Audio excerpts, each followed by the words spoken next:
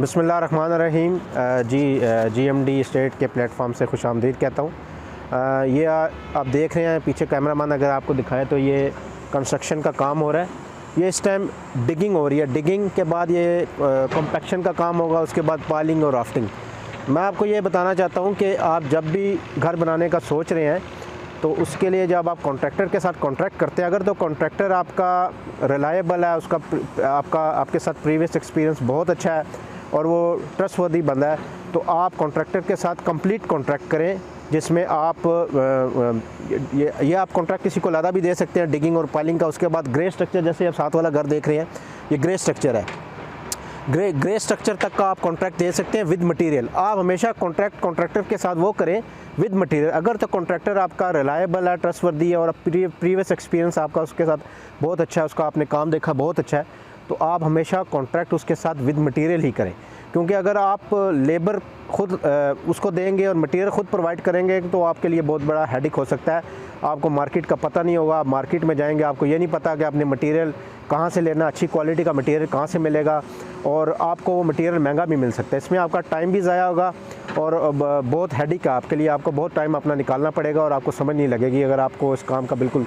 तो अगर तो कॉन्ट्रैक्टर आपका बहुत अच्छा है, ट्रस्टवर्दी है, तो आपके साथ उसका लेबर प्लस मटेरियल के साथ उसका कंप्लीट कॉन्ट्रैक्ट करें। और कॉन्ट्रैक्ट करने से पहले याद रखें कि उसमें ईच एंड एवरीथिंग आपने मेंशन करनी है प्रॉपर स्टाम्प पेपर पे इन रिटर्न।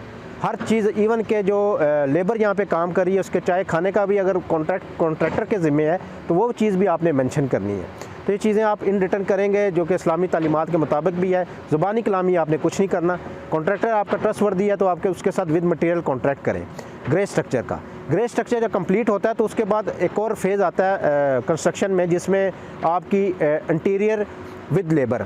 उसमें आप ये ऑप्शन रख सकते हैं कि लेबर का कॉन्ट्रैक्ट कॉन्ट्रैक्टर को दे दें और आप मटेरियल जो है वो आप मार्केट से ख़ुद भी परचेज़ कर सकते हैं। क्योंकि वो जो इंटीरियर का काम है उसमें आपने जो भी सैनिटरिंग का या स्विचेस, इलेक्ट्रिक बोर्ड्स, ये वो या डेकोरेशन के अंदर की चीज़ें, अलमारियाँ जो बननी है, किचन का जो सामान है, ये सारी चीज़ें आपने अपनी पसंद से लेनी है। तो आपने वो चीज़ें खुद जाके पसंद करनी है और परचेज़ करनी है, वो ज़्यादा बेहतर है।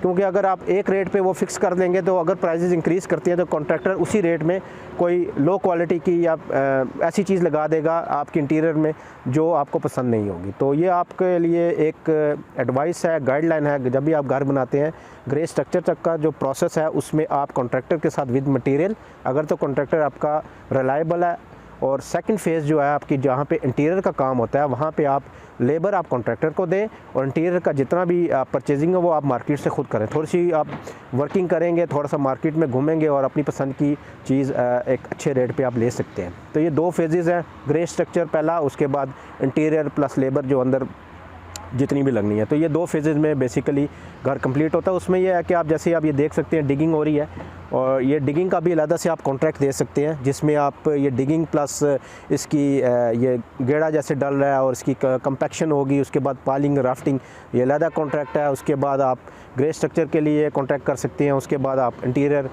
लेबर के साथ कर सकते हैं। मगर इंटीरियर के लिए जो सामान आपने लेना वो आप खुद परचेज़ करें। तो ये गाइडलाइंस हैं। इसमें यह है कि आपको बहुत सारा पैसा भी बचेगा।